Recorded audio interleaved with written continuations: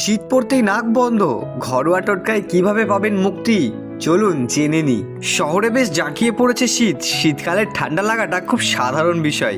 পারদ নামার সঙ্গে বাড়ছে ঘরে ঘরে জ্বর, সর্দি কাশির সমস্যা। ঠান্ডা লাগলেই নাক বন্ধ হয়ে যাওয়ার সমস্যায় ভোগেন অনেকেই। সবচেয়ে বেশি অস্বস্তি হয় এতে, শ্বাস নিতে কষ্ট, শুতে কষ্ট, বসতে কষ্ট, খাওয়া দাওয়ায়ও অরুচি। নাক বন্ধের জন্য ড্রপ দিলেও সবসময় উপকার হয় এমন নয়, আবার বেশি ব্যবহার করাও ভালো না। তার চেয়ে ভরসা রাখতে পারেন ঘরোয়া টোটকায়।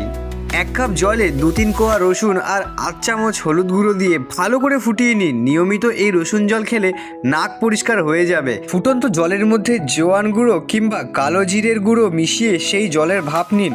এতে বন্ধ নাক খুলে যাবে, মাথা ভার, মাথা যন্ত্রণার হাত থেকেও আরাম পাবেন। বন্ধ নাক খুলতে গোলমরিচ বেশ উপকারী। হাতের তালুতে অল্প একটু গোলমরিচের গুঁড়ো নিন, সামান্য সর্ষের তেল দিন, আঙুলে লাগিয়ে নাকের কাছে ধরুন, হাঁচি হবে, সেই সঙ্গে নাক একেবারে পরিষ্কার হয়ে যাবে।